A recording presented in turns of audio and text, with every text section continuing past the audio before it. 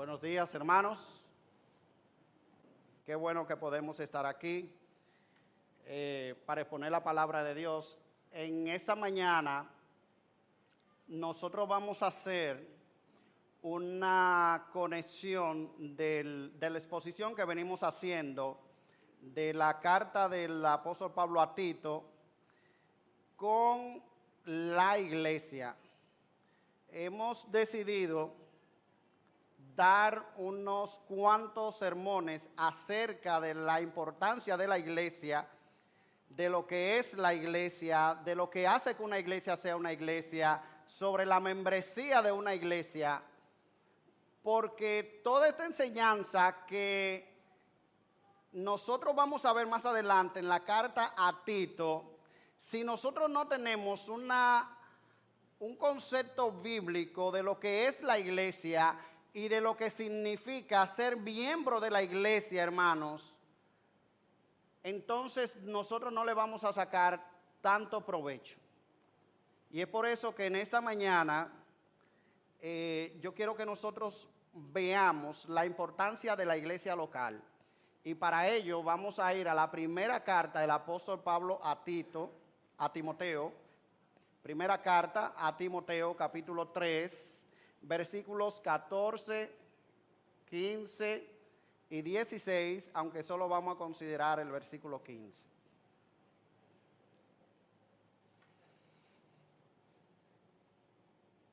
Primera Timoteo, capítulo 3, versículos 14 al 16.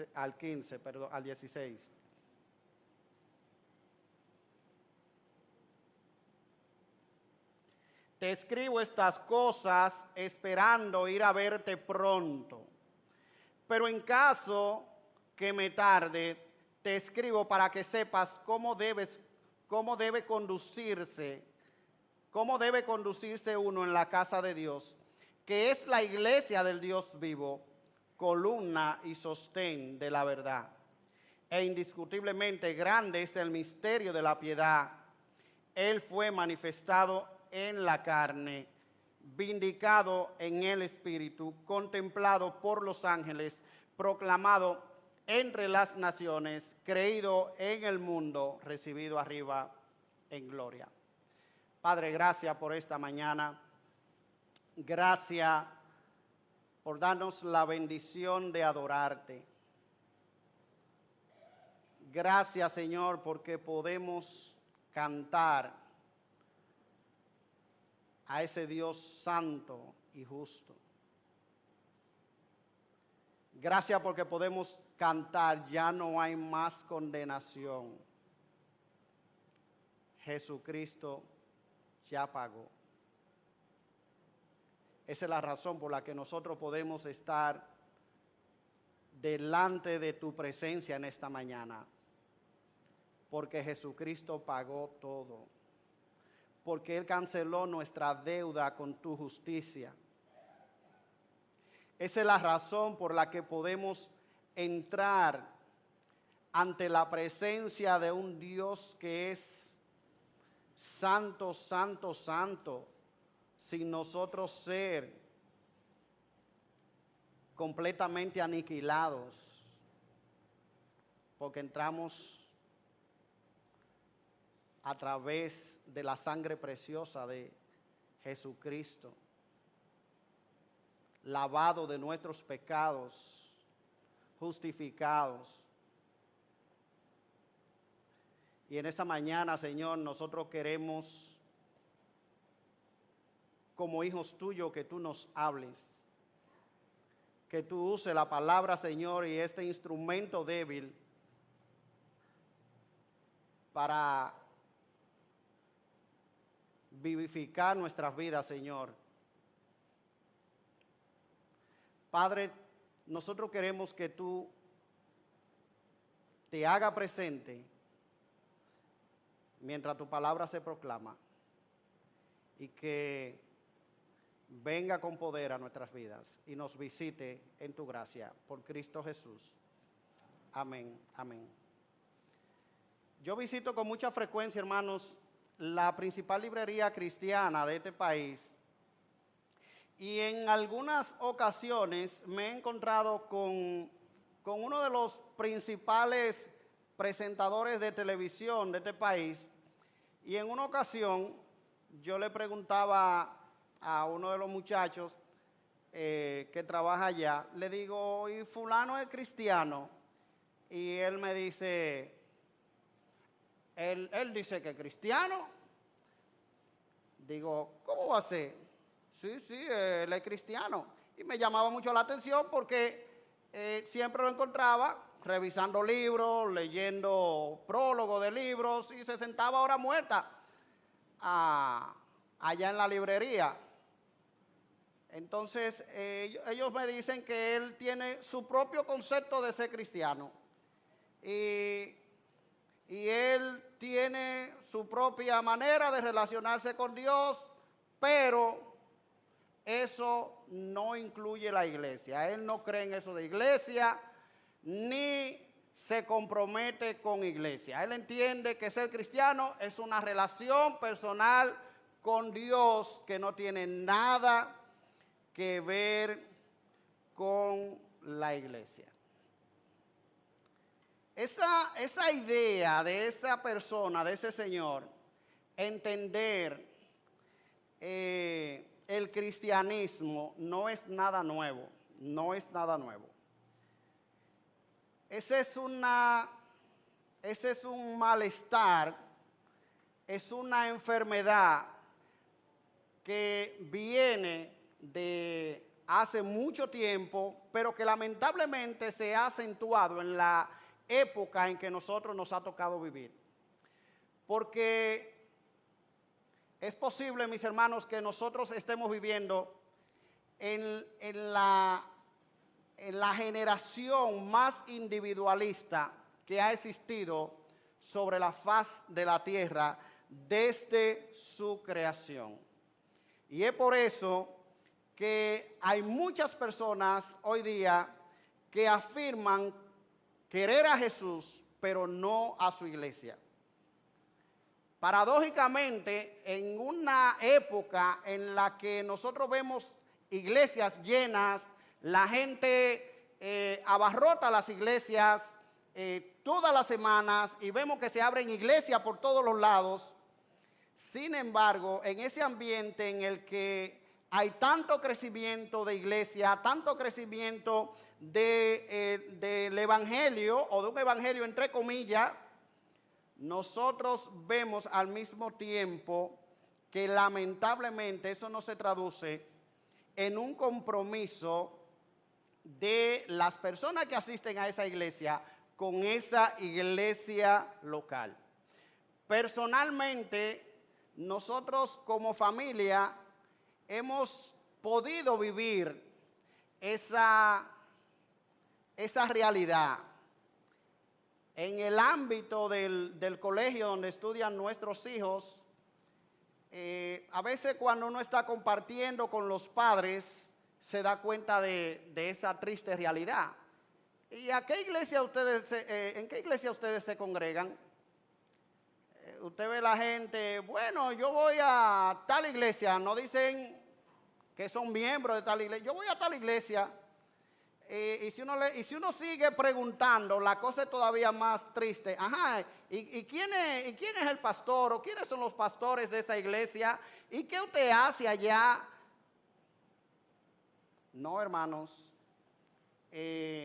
casi siempre la respuesta es, bueno, nosotros no tenemos mucho tiempo asistiendo, o mira, no estamos tan comprometidos en esa iglesia porque estamos pensando mudarnos de iglesia. A veces le preguntamos a los hijos que ya son adolescentes, ¿y a qué iglesia van? ¿A qué iglesia van tus padres? ¿A qué iglesia ustedes se reúnen? Y los hijos se quedan, yo no sé. Pero son familias supuestamente cristianas. Supuestamente cristianas. Hermanos, el espíritu individualista de nuestra época nos ha hecho creer que nosotros podemos tener a Dios aparte de su iglesia. Pero esto no es posible. Esto no es posible desde el punto de vista de la palabra de Dios. Y yo quiero dejarle ya para cerrar esta introducción con 3 afirmaciones de 3 de los principales teólogos de la historia de la iglesia. En primer lugar, San Agustín. Decía San Agustín: nadie puede tener a Dios por padre si no tiene a la iglesia como su madre. Martín Lutero escribió: aparte de la iglesia, la salvación es imposible. Aparte de la iglesia, la salvación es imposible. Y Juan Calvino dijo: tanto ama el Señor la comunión de su iglesia, que tiene como traidor y apóstata de su religión a todo aquel que de manera contumaz o rebelde se aparta de cualquier compañía cristiana en que se hallara el ministerio verdadero de su palabra y sus sacramentos. Estos 3 autores, mis hermanos, dan testimonio a los cristianos a lo largo de los siglos de que la iglesia es absolutamente indispensable para nuestro crecimiento cristiano. La iglesia es absolutamente indispensable para nuestro crecimiento cristiano. Y es por eso que en esta mañana, en el texto que nosotros hemos ya leído, el apóstol Pablo usa ahí 4 descripciones para referirse a la iglesia. Y esas 4 descripciones que él nos da, él está enfatizando la importancia que tiene la iglesia local. Así que para nuestro propósito en esta mañana, vamos a tratar estas 4 descripciones a manera de interrogante. ¿Por qué es importante la iglesia local? ¿Por qué es importante la iglesia? Y vamos a ir respondiendo entonces poco a poco. Pablo le está dando instrucciones a Timoteo. Timoteo, al igual que Tito, eran delegados apostólicos. Están haciendo tareas que Pablo le está encomendando en iglesia. Por ejemplo, Tito, ya ustedes saben que era en la isla de Creta. Pero Timoteo, en este caso, es en Éfeso. Y Pablo le dice: mira, Timoteo, estas cosas te escribo esperando a ir verte pronto. Pero en caso que me tarde, te escribo para que sepas cómo debes conducirte en la iglesia. O sea, esto es de vital importancia para que tú sepas cómo debes conducirte en la iglesia. Y entonces ahí comienza la descripción de la iglesia. Dice que es la casa de Dios, la iglesia del Dios vivo, columna y sostén de la verdad. ¿Por qué es importante la iglesia, mis hermanos? En primer lugar, la iglesia es importante porque es la casa de Dios. El texto nos dice que la iglesia es casa de Dios. ¿Cómo debe conducirte? Estas cosas te escribo para que sepas cómo debe conducirte en la casa de Dios. Y esa palabra, casa de Dios, normalmente es usada en el Nuevo Testamento en 2 sentidos. En el sentido de vivienda y en sentido de familia. Así que vamos a considerar ambos sentidos en este caso, en esta mañana. Vamos a ver primeramente la iglesia como una vivienda, como una casa. La iglesia en el sentido de vivienda, mis hermanos, da testimonio de que Dios mismo vive en ella. La iglesia misma es la casa de Dios. Las mismas palabras que se usan aquí para la casa de Dios es una alusión al tabernáculo y al templo en el Antiguo Testamento. Ustedes recuerdan que Dios erigió un tabernáculo en el Antiguo Testamento que era una tienda de campaña, era un lugar donde Dios manifestaba su presencia allí en aquel lugar. Y en el tabernáculo había un lugar especial donde estaba el lugar santísimo, y allí en aquel lugar estaba el arca de Dios. Dios estaba presente en medio de su pueblo. Y en varios textos del Nuevo Testamento se hace referencia a ese hecho de la iglesia como una casa, de los creyentes como una casa, o del templo también como un lugar en el que Dios habita, en el que Dios vive. Por ejemplo, en Juan capítulo 2, versículo 16, dice: y dijo a los que vendían palomas, quitad de aquí esto y no hagáis de la casa de mi padre casa de mercado. No hagáis de la casa de mi padre casa de mercado. Así que la iglesia de Dios, a lo largo de todas las escrituras, mis hermanos, hace referencia al hecho de que Dios ha decidido trabajar con grupos de personas y manifestar su presencia de manera especial cuando ellos se congregan. Miren cómo dice el apóstol Pablo, refiriéndose no a individuos, sino a iglesia.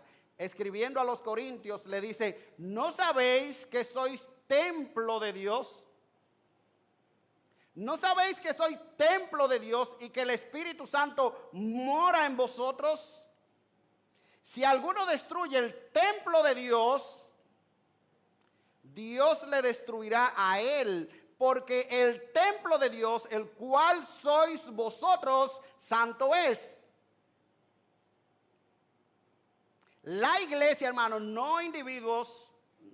Normalmente nosotros decimos el cuerpo es templo del Espíritu Santo, pero lo que está diciendo aquí la palabra de Dios es a la iglesia. Es a la iglesia que se refiere. Somos el templo de Dios. La iglesia es el lugar donde Dios manifiesta su presencia. Es el lugar donde Dios habita. Si alguno destruye el templo de Dios, Dios le destruirá a él. Tanto celo tiene Dios por su iglesia. Porque el templo de Dios, el cual sois vosotros, la iglesia, santo es. Y también dice: porque vosotros sois el templo del Dios vivo, viviente, como Dios dijo: habitaré y andaré entre ellos y seré su Dios y ellos serán mi pueblo. Habitaré y andaré en medio de ellos y seré su Dios y ellos serán mi pueblo. Vosotros sois el templo del Dios viviente. Y finalmente en Efesios capítulo 2, versículo 19 hasta el versículo 22 se nos dice que nosotros somos miembros de la familia de Dios, edificados sobre el fundamento de los apóstoles y profetas, siendo Cristo Jesús mismo la piedra angular. En él todo el edificio bien armado se va levantando para llegar a ser un templo santo en el Señor. En él también ustedes son edificados juntamente para morada de Dios por su Espíritu. Hermano, podemos apreciar lo que nos está diciendo el apóstol Pablo cuando se refiere a la iglesia como casa de Dios. Dios mora en medio nuestro. Cuando nosotros nos congregamos cada semana, cada miércoles, cada domingo, hermano, Dios hace acto de presencia en este lugar de una manera especial. Eso es lo que está diciendo la palabra de Dios aquí, que nosotros somos templo del Dios viviente, que nosotros somos templo de Dios y que Él mora en vosotros. Así que la aplicación obvia de estos textos, mis hermanos, es que si nosotros queremos estar donde Dios está, nosotros necesitamos estar en su iglesia porque es allí donde Él mora. Y la manera en que nosotros nos relacionamos con la iglesia depende, o más bien la manera en que nosotros nos relacionamos con Dios, hermano, depende en gran manera de la manera en que nosotros nos relacionamos con su iglesia, porque es la casa que Él ha construido con sus propias manos. Nosotros no podemos tener una relación adecuada con Dios si nosotros no tenemos una relación adecuada con su iglesia, Y eso nos lleva entonces al segundo sentido del término casa de Dios. Casa de Dios. La casa no es simplemente el lugar donde Dios habita. Cuando la palabra de Dios nos dice cómo debe conducirte en la casa de Dios, no solamente nos está diciendo Dios habita en medio de su iglesia, que eso es muy importante, sino que hace referencia al hecho de que la iglesia es la familia de Dios. Es la familia de Dios. Esta idea no es nada novedosa para la iglesia porque estamos cansados de escuchar que la iglesia es la familia de Dios, que nosotros somos una familia, que nosotros somos un cuerpo. Eso lo escuchamos con mucha frecuencia. Pablo usó esta frase con el propósito de convencer a Timoteo de la importancia de la iglesia, de la conducta en la iglesia, y previamente él le demanda a los ancianos y a los diáconos que ellos debían tener orden en su propia casa. Uno de los requisitos, tanto de los ancianos como de los diáconos, es que sean maridos de una sola mujer, que tengan a sus hijos en sujeción, o sea, que gobiernen bien su casa, como dice textualmente. Si eso es así para los líderes de la iglesia, ¿cuánto más necesita estar en orden la propia casa de Dios? ¿Cuánto más? ¿Cuál es la lección de esta metáfora de la iglesia como familia de Dios? Hermanos, la lección que nosotros tenemos aquí es que no solamente nosotros necesitamos estar en su iglesia si queremos estar donde Dios está, sino que también nosotros necesitamos estar en su familia si queremos considerarlo a Él como nuestro Padre. La iglesia como casa de Dios es el lugar de la familia de Dios. Somos la familia de Dios, somos su familia. Y nosotros tenemos que vernos como tales, como miembros de la familia de Dios. ¿Cómo puede alguien decir que ama a Dios y que no ama a su familia? ¿Cómo puede alguien decir que, Señor, tú sí, pero tu familia no? No. Sin embargo, esa es la posición de aquellos que dicen que tienen fe y salvación aparte de la iglesia, fuera de la iglesia, sin la iglesia. Eso no es posible, no es posible. Hermanos, estas imágenes de Dios habitando en medio de su iglesia, de Dios relacionándose con nosotros, no es más que el hecho de que aquello que fue roto en Edén, esa comunión que Dios disfrutaba con Adán y Eva en Edén, donde Dios venía al huerto y le visitaba y tenía una comunión constante con ellos, donde había total transparencia. Esa comunión que se rompió, que fue rota ya en Edén, es restaurada nuevamente con la cruz de Cristo. Y Dios ha vuelto a morar en medio de aquellos que Él ha salvado para tener comunión con ellos.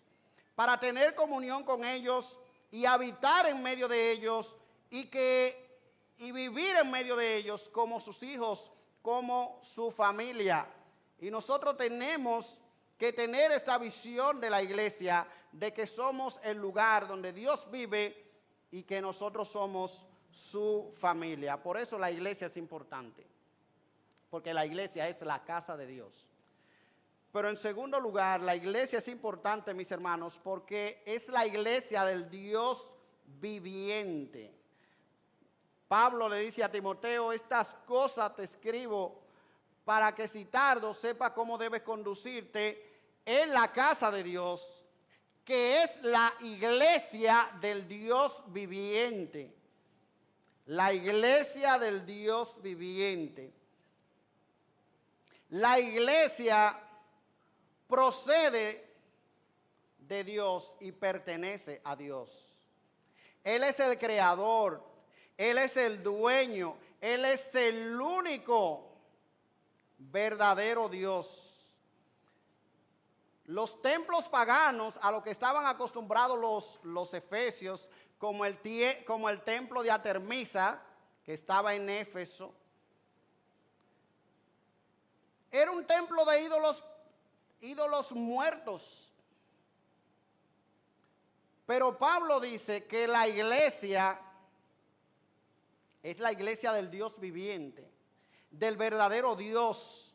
Así que en todo momento ese Dios vivo está involucrado de manera personal y activa en la operación y en las actividades de su iglesia. Timoteo es la iglesia del Dios viviente. La iglesia, por su naturaleza, mis hermanos, pertenece al Dios vivo.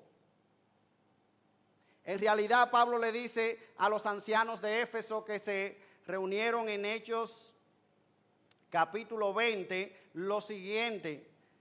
Le dice que la iglesia, Él la había ganado por su propia sangre. La iglesia le pertenece porque Él la ganó, Él la compró por su propia sangre. Es la iglesia del Dios viviente. No es la iglesia de los pastores, no es la iglesia de un grupo particular dentro de la iglesia. No, mis hermanos, la iglesia pertenece a un único dueño y ese único dueño, dice el texto aquí, es el Dios viviente, es el Dios viviente. Y nosotros tenemos que tener mucho cuidado, mis hermanos, cuando decimos o hacemos tal cosa acerca de la iglesia, porque es la iglesia del Dios viviente, el Dios que está mirando y está atento a todo cuanto se hace y se dice en contra de su iglesia. Miren de qué manera ese Dios viviente está involucrado de manera activa en su iglesia.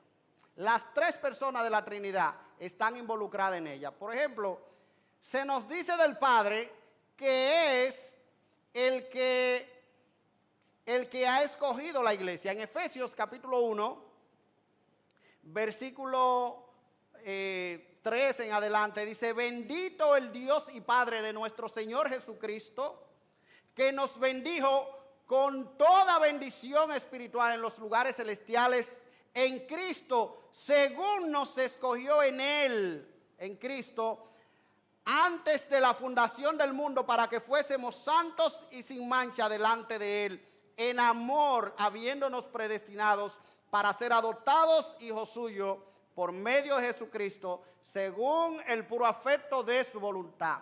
Es Dios el Padre quien diseñó la iglesia, es Dios el Padre quien escogió a cada uno de los miembros de su iglesia, es Dios el Padre quien desde antes de la fundación del mundo destinó a cada creyente a ser santos y sin mancha delante de Él. Y es Dios el Padre quien ha adoptado a cada uno de los creyentes en la familia de Dios. Así que Dios el Padre está activamente involucrado en su iglesia, pero del Hijo, ¿cuántas cosas se nos dicen? Pero, por ejemplo, para quedarnos en el mismo libro de Efesios, dice en el capítulo 5 que Él amó a la iglesia y se entregó a sí mismo por ella. Él amó la iglesia y se entregó a sí mismo por ella. Y en el Evangelio de Juan dice que Él da su vida por sus ovejas. Y eso fue lo que demostró cuando fue a la cruz. Y del Espíritu Santo se nos dice que fue Él quien inició la iglesia en Pentecostés, con señales y prodigios. Es Él quien coloca a cada creyente en la iglesia. Es el Espíritu Santo quien habita en la iglesia. Es el Espíritu Santo quien ilumina a la iglesia y quien nos guía a toda verdad. De manera, mis hermanos, que nosotros tenemos a la Trinidad, a la completa deidad involucrada en su iglesia. Es la iglesia del Dios viviente. Escribiendo el apóstol Pedro en su primera carta, capítulo 1, versículo 2, miren esta expresión trinitaria acerca de la iglesia. Dice, elegidos según la presciencia de Dios Padre, en santificación del Espíritu, para obedecer y ser rociado con la sangre de Jesucristo. Esos creyentes a los que Pedro escribe son el fruto de la obra del Dios viviente. Elegidos según la presciencia de Dios, en santificación del Espíritu Santo, para obedecer y ser rociado con la sangre de Cristo. Mis hermanos, si Dios está activamente involucrado en su iglesia, en el funcionamiento de su iglesia, ¿no deberíamos nosotros también estar comprometidos e involucrados con ella? Es la iglesia del Dios vivo. Y el autor a los Hebreos, capítulo 3, versículo 12, nos da una solemne advertencia. Dice, mirad, hermanos, que no haya en ninguno de vosotros corazón malo de incredulidad para apartarse del Dios vivo. Para apartarse de Dios vivo. Así que la iglesia es importante porque es la iglesia del Dios viviente. No solamente es el lugar donde Dios manifiesta su presencia, no solamente es el lugar donde Dios habita, no solamente es el lugar que Dios ha escogido como su familia, sino que también es la iglesia del Dios viviente. Pero en tercer lugar, la iglesia es importante, mis hermanos, porque es columna de la verdad. El texto sigue diciendo que es la iglesia del Dios vivo, columna de la verdad. Columna de la verdad. Las columnas en el mundo antiguo no solamente eran usadas para apoyar una estructura, sino que a menudo se levantaban en mercados y en lugares públicos para colocar sobre ella letreros, algunos avisos que pudieran verse desde lugares lejanos. Así que funcionaban como postes de anuncio. En Éfeso, como yo le decía, había un famoso templo de Artemisa que tenía unas 100 columnas de unos 18 metros de altura, y esa era una de las maravillas, es una de las maravillas del mundo antiguo. todavía puede verse en fotografía. Usted lo puede ver si usted no tiene la oportunidad de viajar. Ese brillante techo de mármol. De la misma manera, la iglesia levanta la verdad del evangelio. La iglesia está puesta para levantar la verdad del evangelio. Así como aquella columna sostenían esos carteles que se colocaba sobre ellos, la iglesia no debe llamar la atención sobre sí misma, sino para mostrar la verdad de Jesús. La iglesia es la institución que Dios ha escogido, mis hermanos, para proclamar y exhibir su verdad aquí en este mundo. Así que la iglesia, como columna y sostén de la verdad, se refiere al hecho de que la iglesia debe proclamar la verdad, debe exhibir la verdad.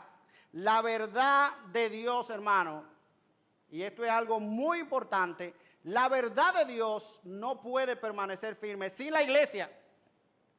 ¿Por qué es tan importante la iglesia? ¿Por qué la iglesia es importante? Bueno, Pablo está diciendo, la iglesia es columna de la verdad. No hay maneras en que la verdad de Dios no se ve afectada si la iglesia no permanece firme. Si se eliminan las columnas de un edificio, este se derrumba y todo lo que están dentro morirán. Así que lo que Pablo está destacando aquí, mis hermanos, es que la verdad de Dios caería de manera desastrosa si la iglesia no existiera. Si la iglesia no existiera. Por supuesto, ese terrible evento nunca sucederá. Nunca sucederá porque Dios ha prometido que Él va a sostener a la iglesia por siempre. Dios ha prometido que las puertas del Hades no prevalecerán contra la iglesia. Y esa es la garantía, mis hermanos, de que la iglesia prevalecerá. Ahora bien, lo que nos está mostrando la palabra de Dios aquí es que la iglesia, mis hermanos, es vital para tu vida y para mi vida. Que la iglesia es columna de la verdad. De la verdad. Ella es sostén de la verdad. Pero como estas palabras tenían el propósito de ayudar a Timoteo a comprender la importancia vital de una conducta recta en la iglesia, también tienen el propósito, mis hermanos, de convencernos del papel indispensable que desempeña la iglesia en nuestras vidas individuales. Nuestra propia relación con Dios y su verdad está en peligro si la iglesia no ocupa un lugar adecuado en nuestra vida. Si la verdad de Dios, hermano, se ve seriamente afectada, si la iglesia fracasa, ¿tú crees que tu vida puede sostenerse si tú echas a un lado la iglesia? Hermano, no es verdad. No es verdad. Así que cuando nosotros consideramos a aquellos que abandonan la iglesia como un medio de crecimiento espiritual, es muy improbable que estén manteniendo la verdad o que estén cultivando una relación significativa con Dios por sí mismo. A la luz de este texto es más probable que su fe se haya desmoronado porque se han eliminado las columnas que sostienen la verdad. Hermano, tú no puedes vivir una vida cristiana normal echando la iglesia a un lado, menospreciando la iglesia, sin dar el valor que Dios le da a su iglesia. Dios está diciendo, la iglesia es el lugar donde yo habito. La iglesia es el lugar donde yo manifiesto mi presencia de una manera especial. La iglesia es mi familia. La iglesia es mi cuerpo. La iglesia es la iglesia del Dios viviente. Yo la compré con mi propia sangre. La iglesia es la columna de la verdad. Hermano, eso es mucho. El valor que Dios le da a la iglesia, hermano, es un valor grande. ¿Cómo vamos nosotros a menospreciar la iglesia entonces? ¿Cómo vamos a menospreciar la iglesia? Hermano, es a la iglesia que Dios le ha dado la revelación de su palabra, de su verdad. Es la iglesia la que está encargada de proclamar esa verdad al mundo. ¿Cómo creerán sin haber quien le predique? Es la iglesia a la que se le ha dado la responsabilidad de administrar las ordenanzas de la Santa Cena y del bautismo. Dos enseñanzas que son fundamentales en las Escrituras. Es la iglesia la que está llamada a proteger la verdad del error. Entonces, ¿cómo tú crees que fuera de ese círculo de la iglesia tú puedes mantenerte?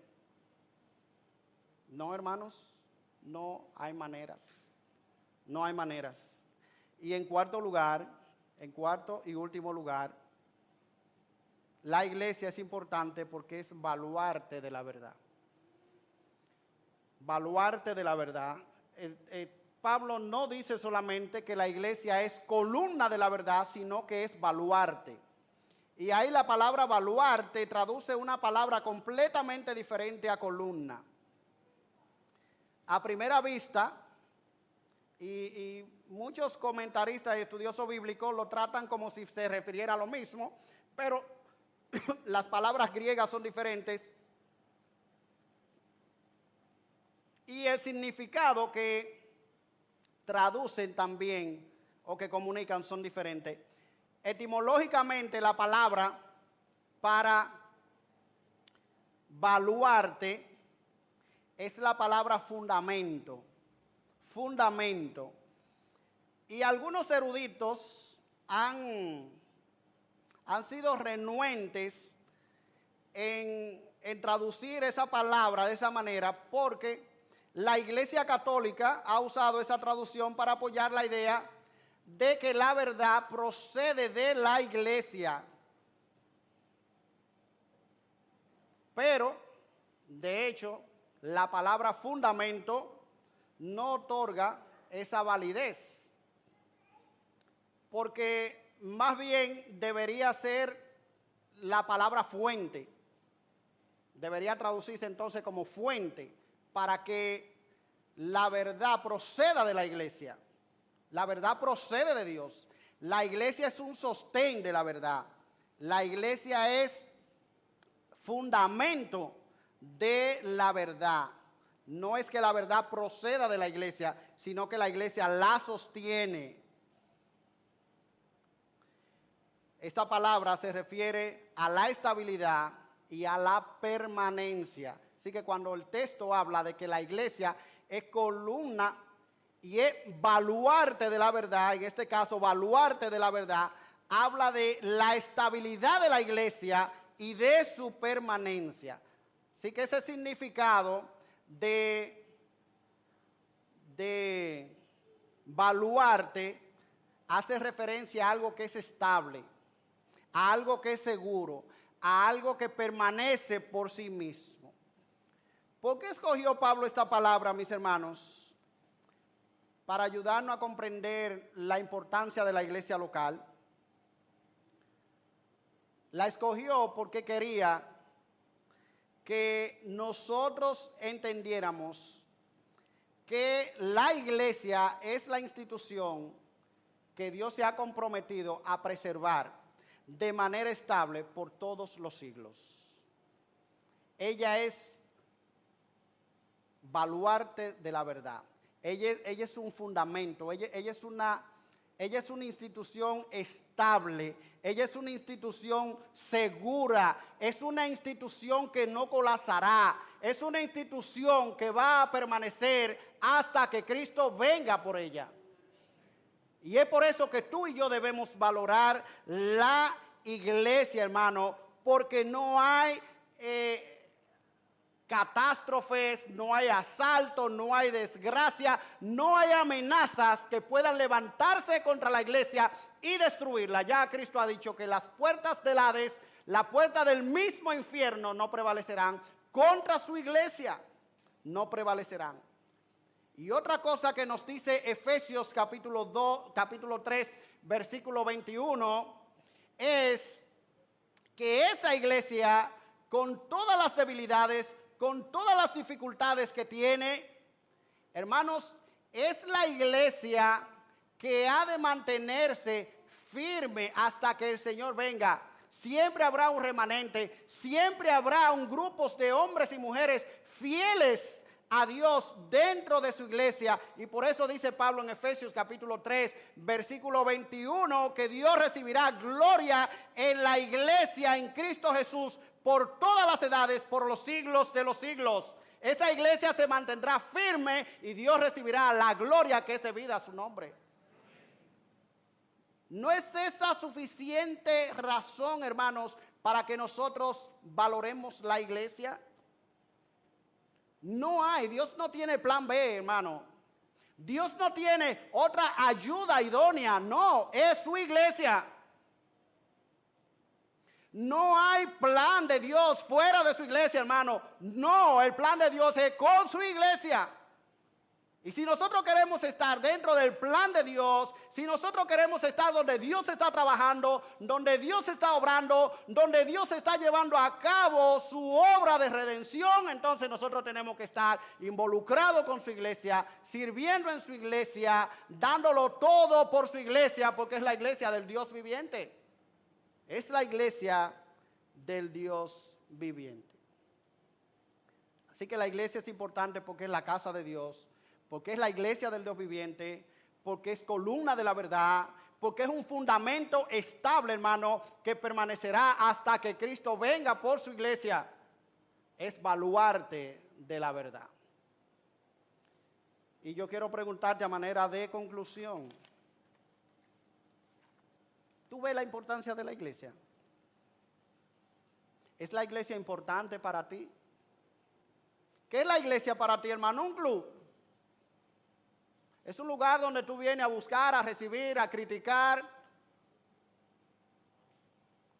¿O es un lugar donde tú vienes a darlo todo? Porque lo que tú eres, tu identidad, está íntimamente relacionada con este grupo de hombres y mujeres que Dios ha llamado en esta comunidad, su iglesia.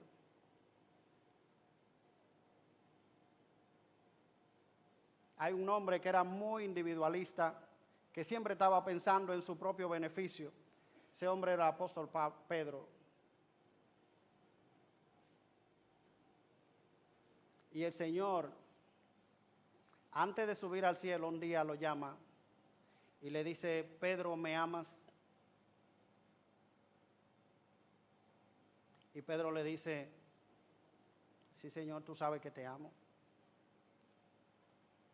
Le dice: apacienta mis ovejas. Pedro, ¿me amas? Señor, tú sabes que te amo. Pastorea mis ovejas. Pedro, ¿me amas? Señor, tú lo sabes todo. Tú sabes todas las cosas. Tú sabes que te amo. Apacienta mis ovejas. Ustedes ven, hermano, el llamado de Dios no es un llamado al individualismo. ¿Me amas? Ah, no, pues está bien, mira, a servirme, mira, a predicar el evangelio por aquí. No. Apacienta mis ovejas. Ama a mis ovejas.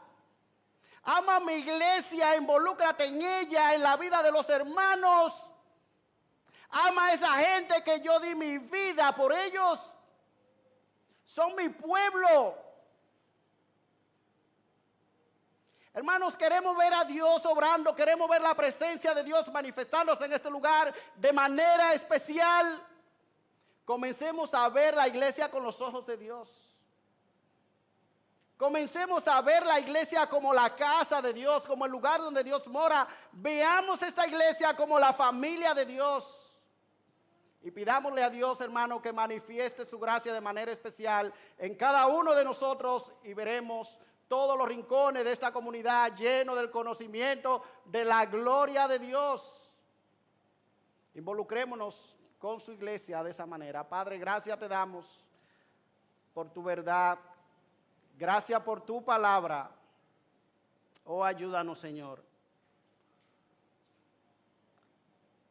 Te pedimos que tú rompa en nuestro corazón ese individualismo, Señor, que nos lleva a concebir la vida separado de la iglesia.